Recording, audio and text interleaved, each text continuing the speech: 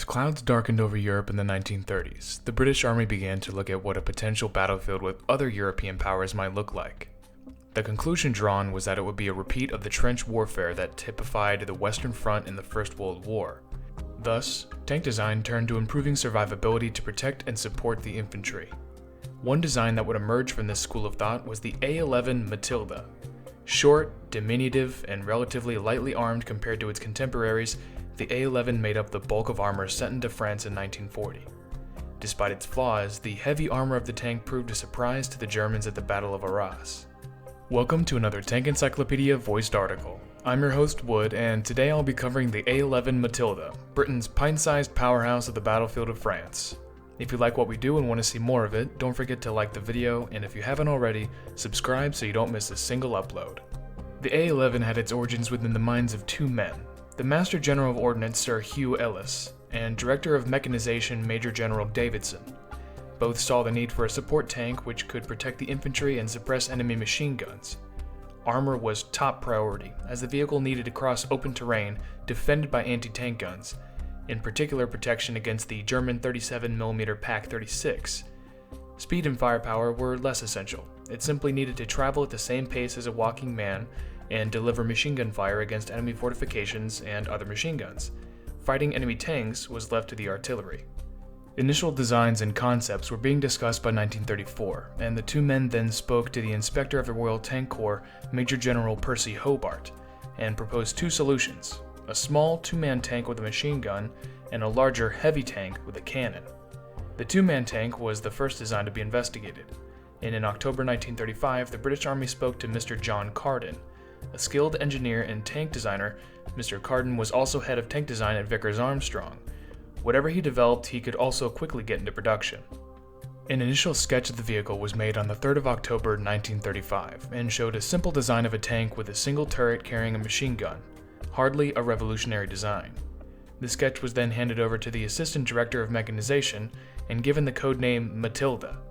The A.11's name has commonly been attributed to a comment about how the tank seemingly waddled like a duck as it moved.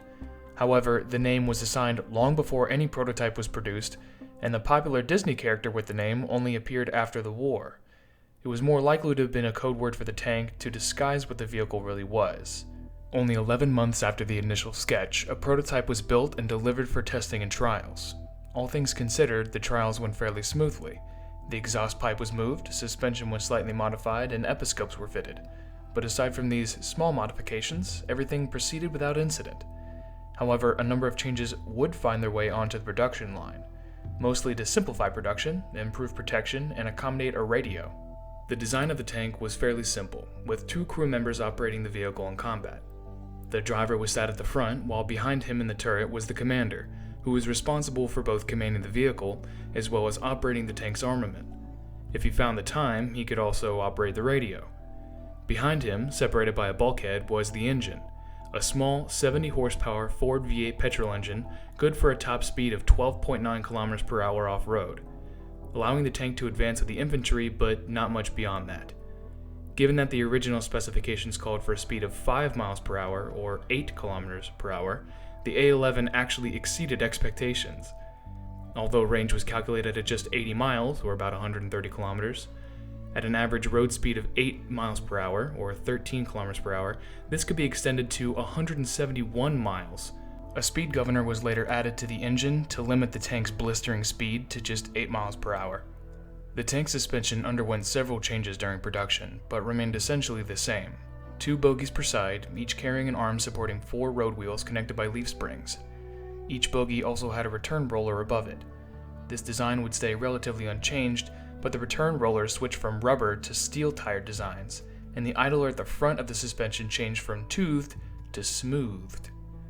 The bogie, wheels, and return roller were initially a single piece, but were separated on the production models, with the return roller being separated and bolted onto the hull as a separate cast.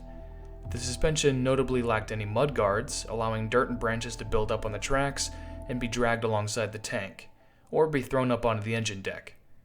Seemingly the only attempt to alleviate this issue was the installation of mini track guards on the rear of the tank, covering just the rear corners.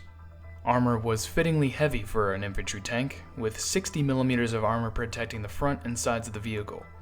The tank was suitably protected against most contemporary anti-tank guns, including the British's own 2-pounder and the German 37mm Pak-36.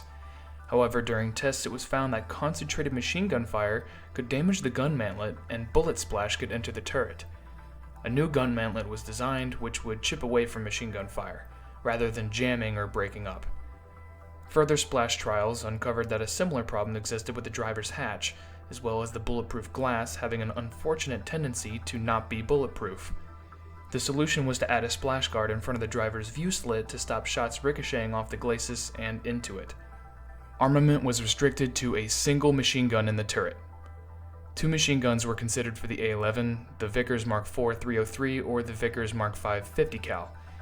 The Mark IV was more suitable for engaging enemy infantry, suppressing fortifications and taking on soft-skinned vehicles, but was not capable against enemies behind armored positions, like anti-tank crews protected by a gun shield. The Mark V did offer superior armor penetration, but at the cost of fewer rounds being carried. Both machine guns did have some armor-piercing rounds, with the Mark IV and V penetrating about 10 and 18mm of armor at 100 yards respectively.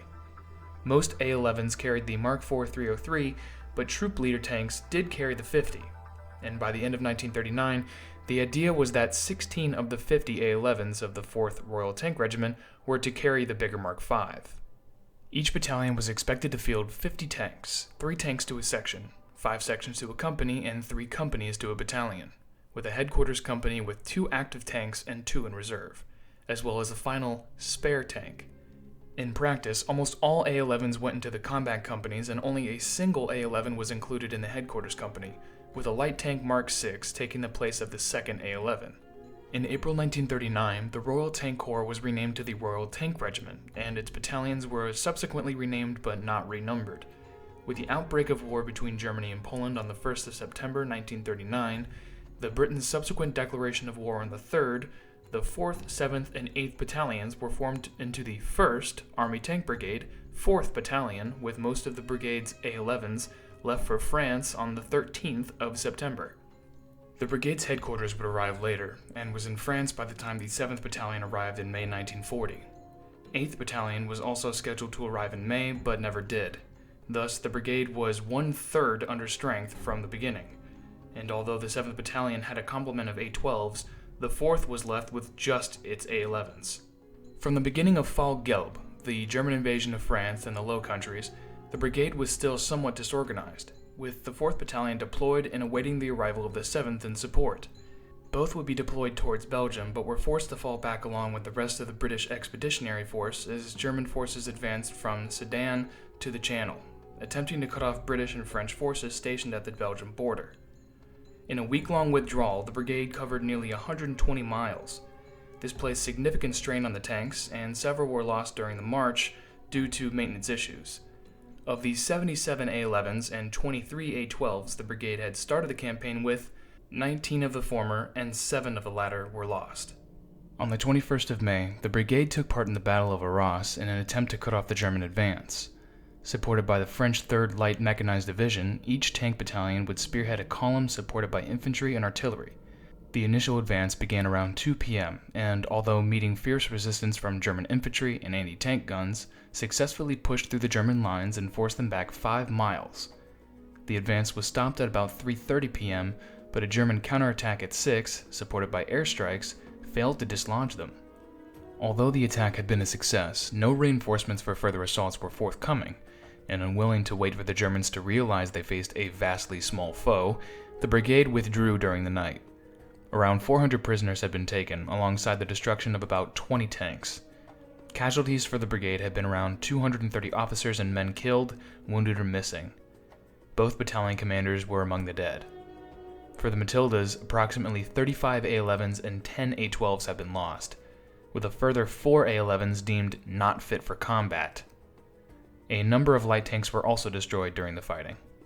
The brigade would remain in France, defending and counterattacking where possible, but the situation was untenable and the brigade would be evacuated from Dunkirk alongside most of the BEF. Constant action and little time for maintenance meant that by the time the last of the brigade's personnel left France, they only had 2 A-11s working.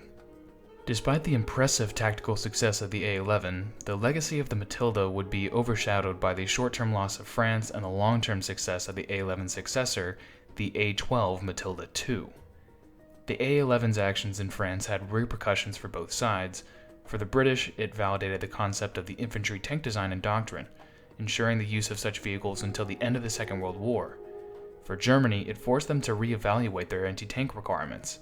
The 37mm wasn't going to cut it anymore, and both tank and anti-tank units would soon be issued 50mm guns to offset this. The A-11 would not see service after France. The British phased the model out of service, following the loss of most of the production line, and the Germans apparently had little interest in using them for their own, electing instead to round up what wrecks they could and scrap them. This concludes our look at the A-11 Matilda. What do you think? A diamond in the rough, overshadowed by its successor? Or a glorified, over-armored machine gun carrier resigned to the dustbin of history? Have your say in the comments. If you haven't already, consider subscribing so you don't miss a single video. If you want to contribute more directly, consider donating on Patreon or PayPal. The money comes back to you in the form of bigger and better videos. Until next time, keep us in your sights.